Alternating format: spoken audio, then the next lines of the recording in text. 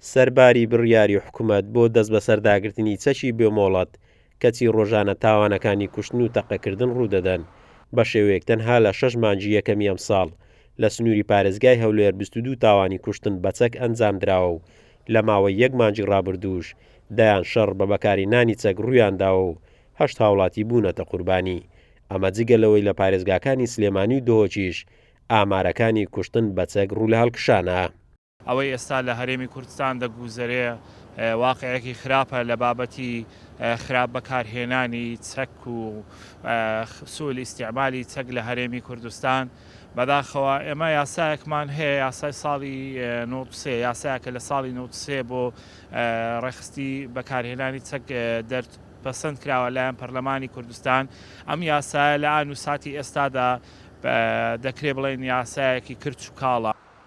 زۆرێک لە کێشەکان بۆ یەکلایکردنەوەیان پەنا بۆ بەکارهێنانی چەک دەبرێن بە جۆرەی بڕیاری حکوومەتیش دەست بەسەر هەموو ئەو چەکانەدا دەگیرێت کە مۆڵەتیان نییە و خاوەنەکانیان ڕوبەڕووی یاسا دەکرێنەوە. یەکێکە لە دیاردە خراپەکان ڕەنگە تو دوتیژی لە زۆربەی وڵاتان هەبیتن، بەڵام لە کوردستان مشکلەکە ئەوەیە ئێمە دەوڵەتیژن ئەو جەبە و ڕادەیە. یەکێکی دیکە لە شتەکان ئەوەیە کە با بڵێن لە کوردستان چەک یەکلای دەکاتەوە، دادگاکان بە ئینساف و بە یەکسانی کار بۆ هەموو هاوڵاتیانە بە تایبەتی بەگشتی ناکەن، بەڵکو بۆ نخبەیەک ڕەنگە پشتگیری دەکەن، بۆ نخبەیەکی دەکەن ڕەنگەوانەکەن، بەڵام دادگاکان ڕەنگە ڕۆڵێکی باشیان هەبوویتن، بەڵام ناتوانێت تەواوی تاکان لە ژێر سێبەری خۆیاندا کۆ بکەنەوە.